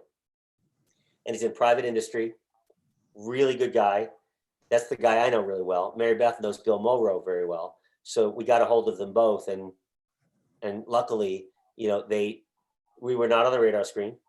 They're thinking of, you know, bars and restaurants, you know, K-12, you know, manufacturing, you know, think about it, right? And with us, we're just these ubiquitous things that are always around. They were not thinking about higher ed. Now they are, but they basically are allowing us to give them a plan rather than, you know, them telling us what we need to do, which is great. Well, But- and I would think that Jim Lotris is his other current right-hand person, and what's he, SUNY president or something? So Yes. So Jim, that's right. and Melissa DeRosa, the other one on the other side, is a Cornell double alum. Correct. That's right. That's right. So they know us well. But again, think about their worlds right now. They're dealing with so many complicated issues of public health. And I go back to the K-12. I mean, that alone. So Jim is an education guy. He knows education, like you said. He's a SUNY president of an online campus. And so we also frankly, didn't want to be in the SUNY bucket. SUNY's a state agency. It is. It's a state agency with a board. And they're under the thumb of, and they wait in line. So unfortunately for them, you know, they could have just been a state agency between Office of General Services and Department of Transportation, right? That's how they do it. Okay. But luckily for them, we reached out and we included SUNY in our group. So now SUNY is in the higher ed plan. So I think good for us, good for them. And but Jim is very busy doing a lot of public health and K-12, which is incredibly complicated, like you said, you know, dealing with kids in kindergarten and up, very, and teachers and, you know, small classrooms, and that's tough, tougher than ours, I think. So I'm not seeing, I think Anna's, Sean and Deborah, you're off you're done. Okay. Anna will be next, and then Mike Sigler. Thanks, Charlie. I'm gonna take you back down into the weeds for just a second, because that last conversation was really wonderful. But and not a but the part that you were talking about on the steps to take to address the safety issues with the students coming back, I think that's amazing. That's wonderfully important, particularly trying to minimize the student movement on and off campus. Obviously, more so with respect to leaving town and then coming back and forth. My concern also, though, is the ability for the community in the context of economic development to engage with the students engaging with our local economy, the restaurants, the commons, the businesses, keep the businesses alive. So I know that I've heard personally from a tremendous amount of them that are very worried. So I wanted to just get a sense from you of what conversations have been happening about how to allow for that engagement, maybe deliveries on campus, or how to do that, or I'll just let you take it from there. Yep. So it's tricky. I think it's tough. You know, one is the number of students. We may not have the total, you know, we may not have the numbers we're used to having residing on campus or even in Ithaca. Again, we don't know this yet, but, you know, I'm betting, maybe luckily I'm not in admissions and student affairs, but I'm betting the last minute, there could be a substantial number of students and their families who say, you know what, I'm not gonna go away to college this year or something. Again, it's going to be really weird. I think maybe more downstate of that. We might benefit from some of that at Cornell. But anyway, hard to predict how things look in August and September. But getting right to your point, I think that if we feel like the campus community is in good shape, you know, tested, that we're doing a lot of surveillance, that people will hopefully feel free to, go about their business and not be too restricted to the campus. And now the community members, there may be some people in the community who see like I have a sister who lives in Rome, and she and her husband, a couple months ago were saying they saw younger people as viruses, walking viruses. And so, that would be unfortunate, but it's just a fact of life. I think people, like you said, a lot of these sort of new social distancing protocols, a store opens and people can come in and safely do their business. I'm hoping that we have an environment where the students aren't overly cautious, but just careful, So yeah, that's a huge, imperative that we get back to that normal on campus, off campus. We just are trying to cut down on the way off, outside the region. We're trying to cut down on the long distance travel from a hotspot, back to Ithaca. I hope in those conversations, I know Gary's on this call too, which is great, that maybe Cornell could have some regular meetings with the tourism industry, our hotels, restaurants, the STPB. I know that there's a lot of representatives on the arts and culture community. Cornell plays a massive role in making sure those economies stay floating. So, those collaborative conversations would be great. Anna, I'm sure I'll make an observation. It's possible that let's say we do something with the schedule and we make it so that students are compelled to be at Cornell in Ithaca for more of a time, maybe a compressed time, but more, okay? It might result in them doing more, buying more, and sort of needing more local stuff than, hey, I'm going to New York City for the weekend, I'll see you on Monday, or hey, I'm going home for this long weekend. It might actually result in a more intense need for local services and goods. Right. I love so that. It'd be important that they're coordinated. Yeah, for sure. We got to move on. Mike had his hand up. Charlie, that's really lemonade out of lemons. I love it. Go ahead, Mike. Hi, Charlie. My question is kind of like in two parts. You had mentioned that the state was looking to almost to you for a plan. I didn't know if you had meant they were looking to Cornell for a plan or all of higher ed. And with that said, is higher ed and Cornell looking at this situation? I mean, upstate New York is higher education. I mean, there were some colleges that were struggling before. I mean, Wells College was marginal before this. I can't actually see them surviving. I even heard, what is it, Swarthmore, they're in trouble too. I'm just wondering, is the state looking at this as like a triage? We're going to save the schools that are strongest, like Cornell, or are they going to try to do like a wholesale, like everybody's going to get a little bit?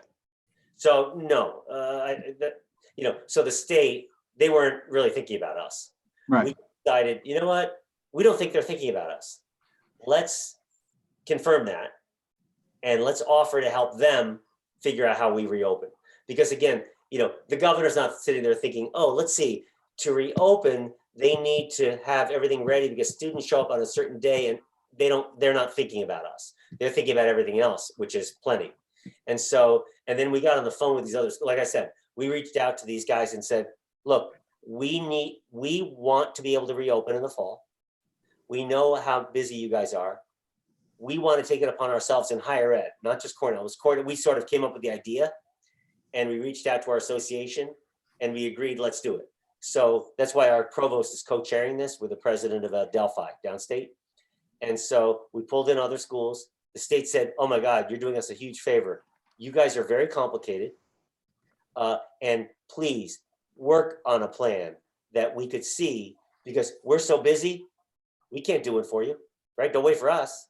So that's when we got very busy. We said we'd have a plan for them May 15th, which will apply so any college or university anywhere in the state can follow this as what Shauna said, asking all those questions and coming up with answers for your campus. So like you said, Wells, they don't have a veterinary hospital, so they won't have to care about taking care of animals. So they'll forget about that part. But they could use this as, okay, food service. We can't do cafeterias anymore. How are we going to structure that room? How do people get food? Sort of athletics. Syracuse said to us immediately, we bring our student athletes back in early July, people. So we can't wait until August to know. You see, so every school is a little different, but we're doing this plan so that every school has all the questions that need to be answered. And you could come up with, we can't do that. We can't have students back in the fall. Some schools could say that. And then I'll repeat this part, which is really important for us to recognize. You could say we're ready, and the governor could say, I'm looking at your region. You're not ready, you can't open. So that's going to happen, I predict, downstate, where they will not be able to open because their region will not be ready. So that's the plan. That's the plan itself. Will help all of higher ed be in a position to open. Would you anticipate maybe some sudden transfers then? Yeah, so I see that happening the last minute. So we could get a bunch of people from downstate coming, hey, Columbia's going remote for another semester.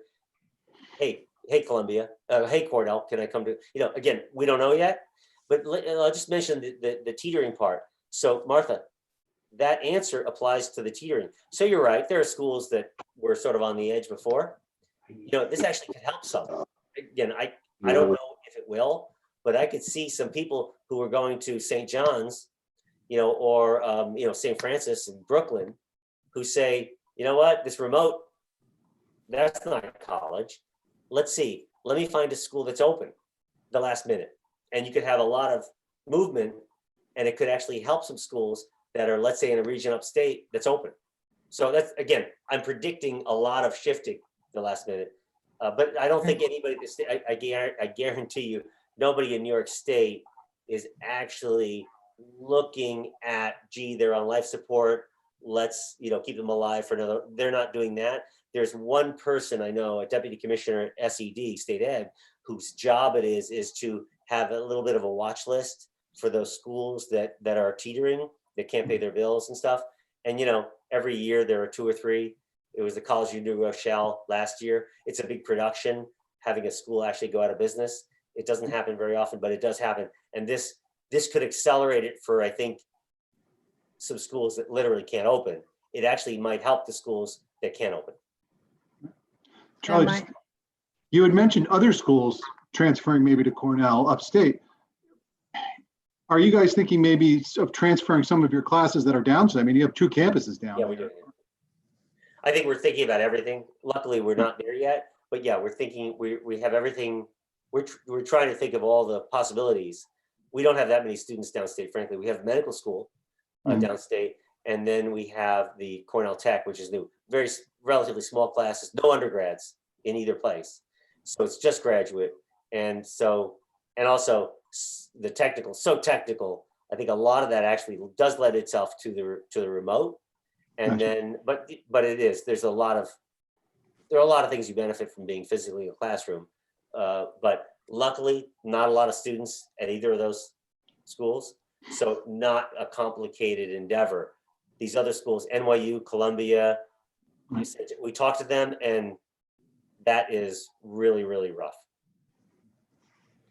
I would just add here, I got a text from Jason who said that the county is working with all higher ed on the return of students to make sure that the public health side is comfortable with those plans. Right. Charlie, I was wondering, could you just tell us again first off, the messaging, hi Jason, as you know, unfortunately, a lot of our community is not that hospitable to students for a variety of reasons. So it seems to me the messaging, if assuming students do come back in person, it will be really, really important to tell in depth the kind of plans, the kind of criteria, the kind of testing and everything else you have done to make sure they can come back safely. So I am really so glad that you're this far ahead of it. And I know Gary will take care of that. Good to hear to know that President Pollock and President Montague are both on the governor's reopening council, whatever that was called. That's important. I was also wondering, could you tell us again the name of that association that you've been referring to? Yep. So the Commission on Independent Colleges and Universities, the acronym is CICU, and they've been around for 50 plus years. They represent all of the private colleges and universities in New York State. There are 130 of them, turns out. Some very small, and a bunch of big universities, and then a lot in the sort of the middle size. And luckily, the head of it, she's been there a couple of years, 3 years maybe. She was the budget director under Andrew Cuomo, Mary Beth LeBate. She's a real professional. She knows government inside and out. And lucky for us, she knows how, who's doing what. And we immediately came to this same conclusion, reached out to these people and got them to understand, again, the complexity, but the importance as well, getting back to how important these colleges and universities are for New York and for the communities in New York. And they know that. They know that. And I think it will be safe to say that the university's requirements for reopening are going to be tougher than the governor's. I mean, oh yeah, definitely. Yeah, That's right. I mean, absolutely. Yeah. Absolutely. So, Yeah. I see Henry's hand, and then we'll probably wrap the meeting because we're just about at time. Go ahead, Henry.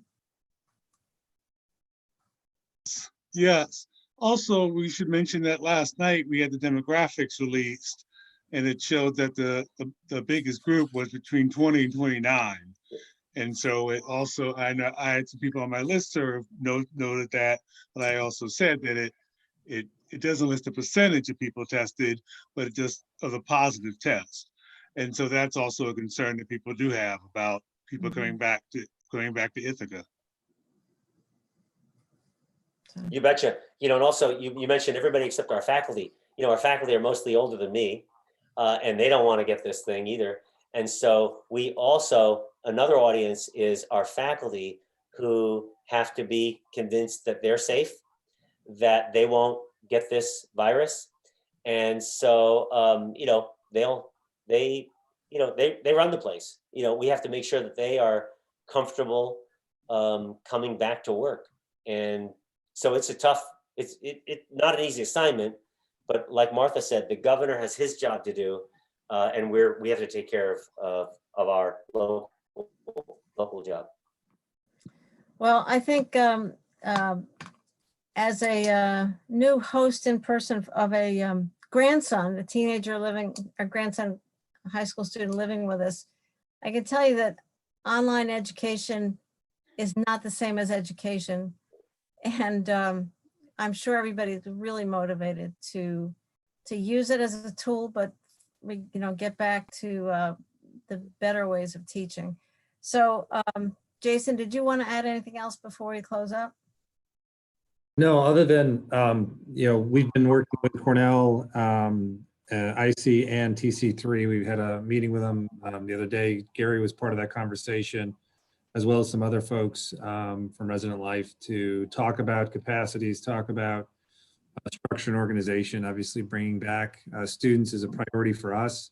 We wanted to relay our commitment to higher ed, to working with them to ensure that if their plans are to bring students back, we want to assist in making sure it's a coordinated effort amongst all our higher ed institutions so that it's safe for the students, safe for faculty and staff, and safe for the community. So it was a good meeting. First time with really getting into some operational stuff with all three folks. So that was good. And, we'll continue to meet and facilitate that conversation so we can ensure that there's a safe return this fall. That's great. And I think we would look forward to if you can participate, if you're interested in the future. Let me so thank you both. I mean, Cornell has been an amazing partner in all of this. And you know, it's everything from the, I think, was it $200, $100,000 to the small business loan fund that the city put together. Just, you know, helping the nurses to go downstate to New York Presbyterian, and many, many other ways. You've all been fantastic partners in this mess. So we really appreciate it, all down the line. We have come to the end of our time. Clearly, we're not going to talk about goals. So the committee goals, I would invite committee members to, and I'll send out a note, just kind of throwing some things out. I think we should try to get some time definitely get time next meeting to focus ourselves and identify what we really want to accomplish with this committee. The articles that we included in your packet were basically for information only. If you have other things you'd like the committee to all be aware of, then certainly send those on to me. Mike, Sigler, did you have any any report as a vice chair, as you know, from your side of things? You're in a lot of contact with Tom Reed, and we appreciate that. I did. I didn't know we were gonna get to it. Yeah, I'll be quick. It was just, you know, I'm on this regional council now. Tom Reed put this together. It's actually kind of interesting. You know, it's all the different regions, but not the same as the governor's region. So it's like Buffalo, Finger Lakes, Rochester, Southeast, South Central, Southwest, and then Tompkins is its own standalone. So my point of kind of being there is there's not a lot of elected officials on any of them, which is interesting, but there are a lot of medical people. There are a lot of higher ed is pretty well represented too. Obviously for Tompkins, that's what we're pushing is the higher ed. I mean, that's our number one, I think, focus. Listen, there are a lot of these different ones coming down, these groups. How do you differentiate one group from another? The governor, we understand that's who's going to drive the train when it comes to restarting the economy. So what's the point of this economic group, really? It's in part to get federal money, hopefully for local, for us, for our localities. But it's also what's kind of after that, after the restart, and what's going to change about the country. I mean, that's what we're kind of looking at. I mean, that's how I'm looking at it anyway. You know, there are certain supply chains that are no longer going to be out of Asia. They're going to be out of the US. Drug production, maybe medical devices. I mean, I look at, you know, Rheonics that just came out with this testing facility. I mean, you know, that's how maybe you rebuild an economy too, is you take over that supply chain. And that's Rheonics is a perfect example. It's connected to Cornell. It's solely out of Tompkins County. The people involved in it, a lot of them are from Cornell. So how do we take over that kind of supply chain going forward? Because they're going to have to be reorganized. I mean, I think that's pretty clear to everybody. I'm not sure, but it seems that way anyway.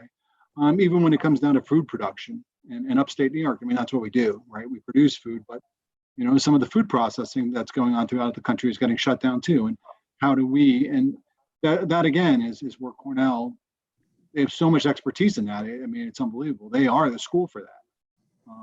So that's kind of what I think this economic team is going to evolve into. But we'll wait and see. I mean, there's been one meeting. I was impressed by the caliber of people on it.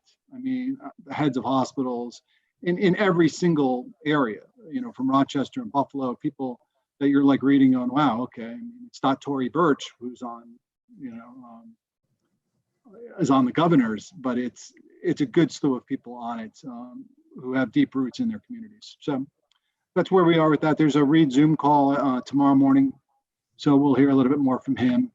And he has been pushing out for local funding. What that's going to look like will be the question for Tom. You know, how do you get the money from the feds to just the localities? I don't know if it's possible to do that without the state, but that's something that obviously we'll keep asking Tom about. So that's where we are with that. Thank you very much. Somebody else? Any questions on that? Anybody? All right. Thank you, everybody. This has really been, I think, a great discussion, a lot of information, and we appreciate everybody's interest. I will work on a draft of a sign-on letter that we can try to move around the state and get as many signatures as possible on the state and local funding issue. And look forward to your helping on that. Anything else for the good of the order? All right, thanks, everybody. Enjoy the rest of the afternoon. And Charlie and Diane, thank you so much for everything. Appreciate it. Thank you. Thank you, guys.